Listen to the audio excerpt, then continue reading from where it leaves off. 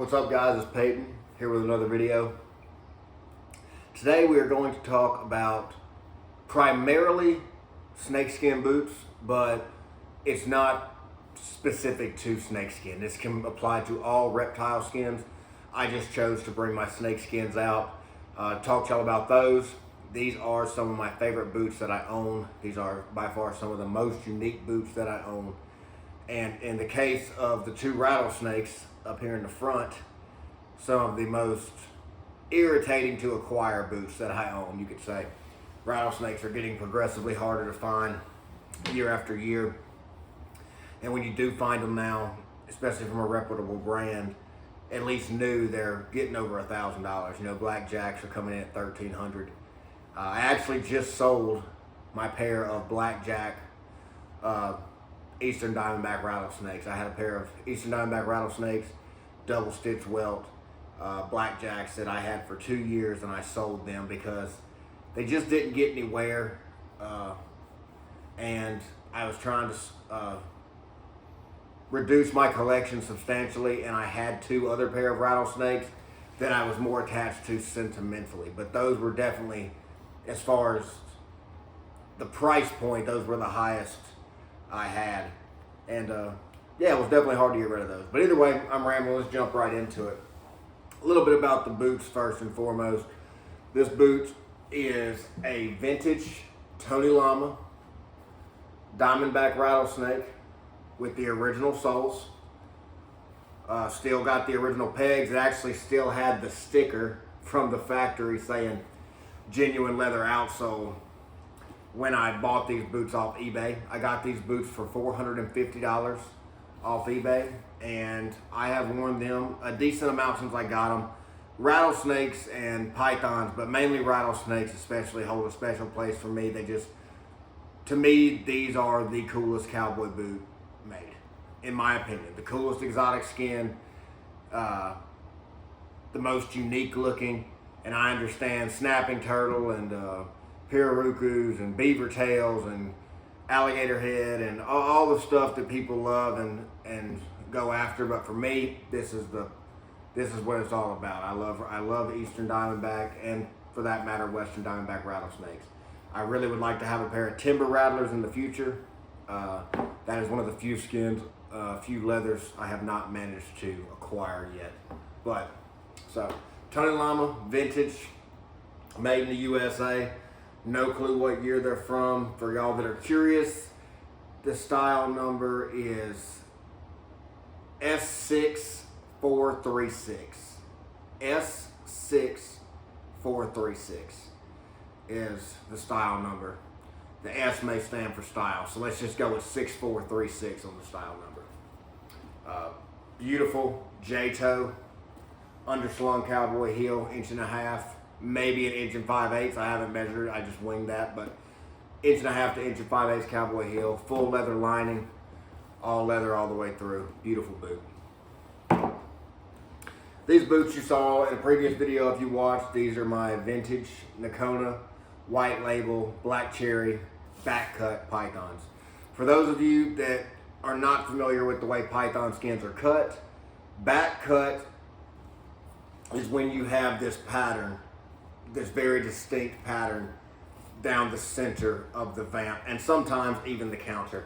That means they cut the hide along the back of the snake, which then exposed the belly portion of it flat, which is what you're seeing. So even though this is technically the belly of the snake, it's referred to as a back cut python. You know? These are by far the most modern boot on the table, at least in construction techniques and in everything else as well. These are a Tecovas back cut python. I cannot remember if they're called the Baron or the Barton. I think they're the Baron. I'm sure if anybody's on here that's a Tecovas fanatic, you can remember what it's called. I know it's either the Baron or the Barton. I think it's the Baron. And these were an in-store release exclusive. You could not get these online. You actually had to go to the store the day they were released and get them, which was different for Tecovas, and a lot of people did not like that. But I was fortunate enough to have a family member at the time who ran up there and got them for me because I was off working offshore at the time. But beautiful boot, really just a really nice example of back cut python.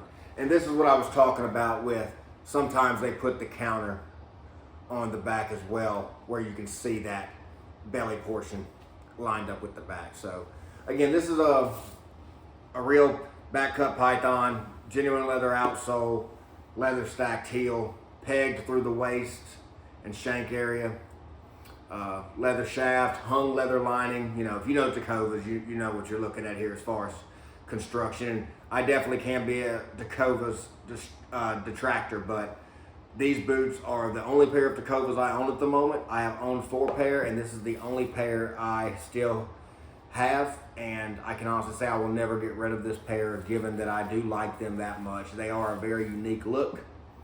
They have that cutter toe on them.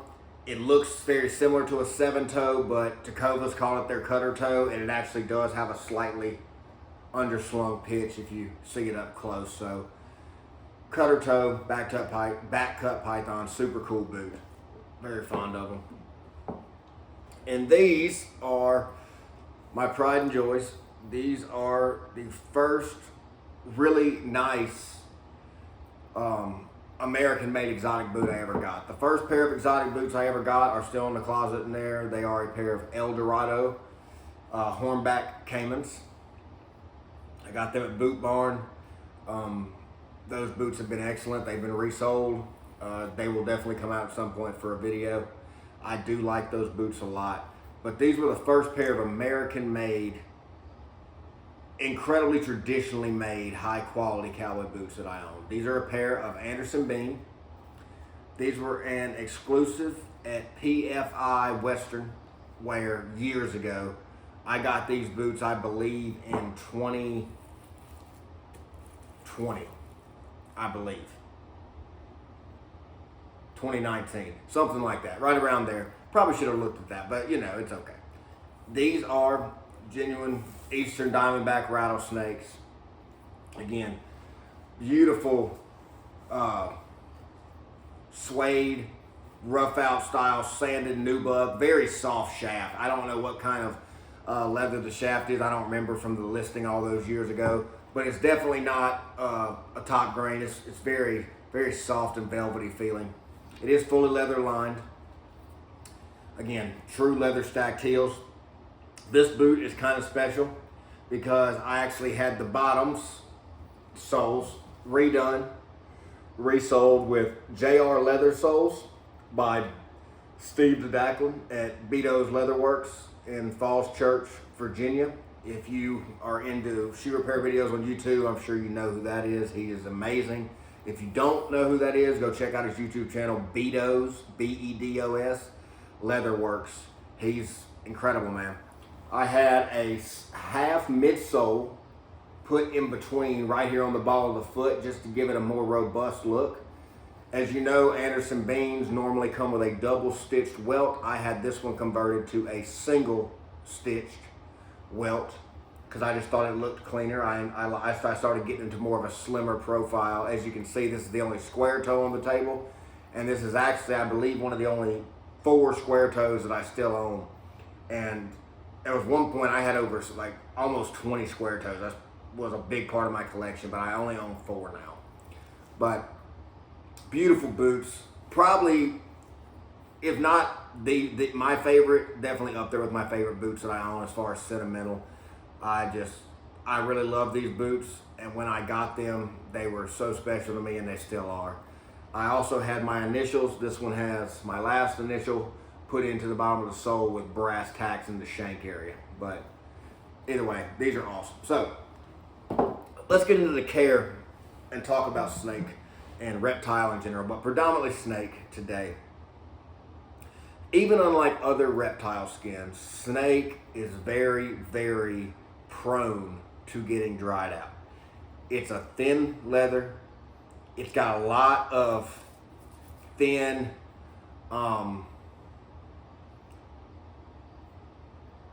pieces, I guess you could say, coming off. I don't know what they would, I guess you can call them the scales, but the thin membranes of the scales coming off of them, they're very prone to getting dry, to cracking, to splitting, to basically just giving up on you if you do not stay on top of taking care of them. Even as nice as these boots are very old, and you can see some splitting in these boots from just years of somebody else having them and wearing them. It's not noticeable really from a distance, but there is definitely some splitting in the hide. These still have a lot of life left. It's just, it's the bane of owning snake boots, man. You're gonna have to really take care of them. And the ones that I've owned since the beginning of their life, or since they were fairly new, even though these were old but new, these were hardly worn, I have taken extremely good care of, and they are showing very little signs of wear. So you have to condition snake skins even if you don't wear them. You have to do that with all boots. But let's say you leave a pair of work boots or a pair of ostrich boots in the closet for 6 months or a year and don't touch them, but you condition them before you put them in there. They're going to be just fine when you come back. There's not going to be anything wrong with those boots. They're going to be ready to put on and walk out the door, and you can condition them and clean them again in another 3 months and they'll be just fine again. Snakes, I like to pull my snakes out of the closet at least every 3 months and give them a light coated conditioner and hit them with a horsehair brush. You do not want things being able to sit on this hide, because any dirt, any dust, anything like that acts as just abrasion when you wear these boots. And again, that hide is so thin and fragile. These are not work boots by any means. These boots are made to put on, go out with your wife or your girlfriend or your friends or your buddies, or go to a nice dinner. That's what they're made for. They're not in any way, shape, or form made to take a beating. So what I do for my care with these, about every 3 months, I'll pull them out of the closet, take a soft horsehair brush. It doesn't matter what brand. I like mine to be 100% horsehair. I got this one from Johnston & Murphy like 7-8 years ago, and it's still going strong to this day. I think I paid like $10 for it. So hand inside the boot, you're gonna run over them. Make sure you knock all the dirt off of them, dust, anything like that. Make sure you get down in the welts. I just did this, so I'm not gonna go too into doing it. Knock all the dirt off, knock all the dust off, give it a good once over, make sure. There should never be any really heavy stains or really heavy mud or caked on dirt on your snake boots, because that's not what they're made to do in the first place. If they are, I would recommend not putting saddle soap or a heavy duty cleaner on them. I don't think that's good for snake skin, being that any kind of cleaner you put on there, whether it be saddle soap or actual cream leather cleaner, anything like that, is going to pull oils out of the leather. And these are already a very thirsty leather when it comes to how much they need to be conditioned and taken care of. So if you're pulling oils out of them unnecessarily, it's asking to cause problems. Even if you condition them soon after, you're always fighting an uphill battle when it comes to reptile skin, but especially snake. Python, rattlesnake, anaconda, water snake, it doesn't matter. They're all right there with each other in the way they act when it comes to conditioning. So, brush them off. This is Bickmore Exotic.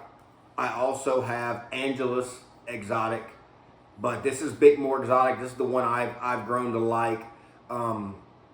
Just for traditional every 3 month application. I'll spray this on, give it a good heavy coat. This bottle, I've had more. I do all my reptile boots with this, and you can spray these boots down very, very well with this. And this is the same bottle I've had for 2 years, and I have probably 8 pair of reptile boots total that I've been doing with it every 3 months. Just give it a good spray all over. Let it sit for 5 minutes, really absorb into that leather. Take your brush again and buff it off, and that also helps work the conditioner up under the scales of the snake skin to really condition the leather and make sure it's being taken care of and hydrated. you're not going to hurt, as fragile as they may be, you're not going to hurt them with a horsehair brush. You can get down on them and brush them. It's not abrasive. They can more than take a horsehair brush. I've actually seen people that are scared to brush their snakes because they're worried it's going to hurt the scales. It won't. So actually get in there, really give it a good brush, get underneath your scales, make sure your leather is getting hydrated. If you spend the money on snakes, or if you find a pair of snakes that's in good condition, there's something to be taken care of, because finding good quality pairs of snake skins that are unique are very hard. You know, I mean, I know Dan Post makes a couple pythons and water snakes, and you know, a lot of different companies make this, that, and the other thing. But to find unique snakes, I will give Tecovas that. Tecovas comes out with a very high quality, at least on the hide of the python that they produce. Whether it be this or the Brady. I owned the Blake in a belly cut python, and I sold that boot because it did not fit right. It was a wide square toe with a really low instep. Even though it was a 10D, when I put it on, it just constricted my ankle really bad. Like, it was cutting circulation off on top of my foot. So unfortunately I had to get rid of that one. But I did like that boot as well. You know, I'm a huge Tecovas detractor, but I will say this: when they choose the quality of the python, especially if they put on boots, they do a damn good job with that, because I think these are beautiful. And it's hard to find unique ones. You know, Anderson Bean, Olathe, they make them on specially exclusive sites. Like I said again, Outpost Western Wear, Texas Boot Company, and others. But when you get into those, or Blackjacks and things like that, or Old Gringos, or anything of that nature, you're already batting in the $700 plus range for pythons minimum. And you get into anacondas and rattlesnakes and canebrake rattlers, you're on up there with the 1,000+ mark. And it stinks, man. It's a lot of money, you know, especially to buy a pair of boots that you can't do anything in. These are strictly boots you're going to stare at and enjoy. All right, so again, rambling again. Moving on. Once every 6 months, so every other time, I condition them with the Bickmore Exotic. So every 3 months, all the reptiles come out of the closet, so to speak, and they get brushed, Bickmore Exotic, a good coat, sit for 5 minutes, brushed again, in that order. Every 3 months. On the second, so by service every 6 months, after I brush them, put a good coat of Bickmore Exotic on them, brush them again, I take this Saphir Reptan. Saphir is very well known in the shoe care, boot care, high-end footwear community. It's expensive stuff. I think I paid $25 for this little vial, given it has lasted, because I don't use a whole lot of it. You know, this is not necessarily meant to saturate the entire boot for me. I use this to do the bulk of my conditioning. I clean it off with the brush, condition it with the Bickmore, clean it off with the brush again. And then every 6 months, so every other conditioning, I will put a light coat of Saphir Reptan over the entirety of the vamp and the counter, wherever the snake is. Also on the pull tabs, if they happen to have them. These actually don't. I have lizard boots that have lizard on the pull tab. I'll put some on that too. But anywhere the skin is, the hide is, you want to put a little bit of this. It doesn't take much. It's a thick, pasty cream, almost like a warm toothpaste consistency. It's very gummy, and at least at room temperature. And you put it on there, you rub it in. It'll almost create like almost like a residue on top of it.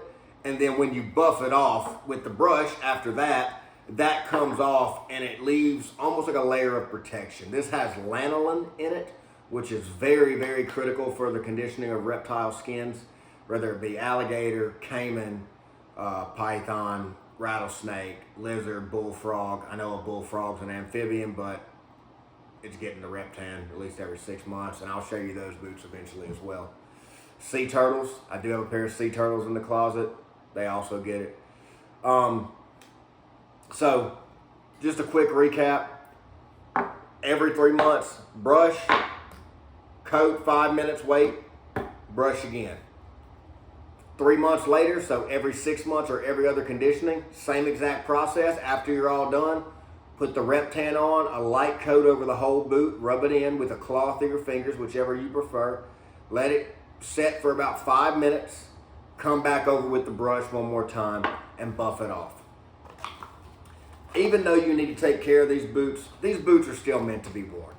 I don't wear them as much, partially because I'm blessed enough to have such a large collection. They just don't get worn as much. But I will say, when it comes down to outfits, I feel the best in an occasion, and I want a boot that's connected to that occasion. And so you can relate to that. The boot and the occasion kind of make each other. You know, when you see that boot in the closet, it brings you back to a memory you're fond of. I pull the snakes out for those kind of memories. I'm very fond of them, and I love them very much. And these 4 will never be leaving me. So hopefully they outlive me. That's the goal. So, yep, take care of your boots. They'll take care of you. Really emphasize keeping your snake boots hydrated. Don't keep them in a garage. Don't keep them in a very hot or humid environment. I live in Texas. It's humid all the time here anyway, but I try to keep them in a closet. I keep shoe trees in my snakes. All these have shoe trees in them right now. Trying to keep moisture out of them. You know, these aren't elephant boots that you can condition once every 2 years and get away with it. Or Cape Buffalo boots. These boots are going to need a little bit of love. So make sure you give it to them. Y'all have a blessed day. God bless y'all and y'all's families, and y'all be safe out there.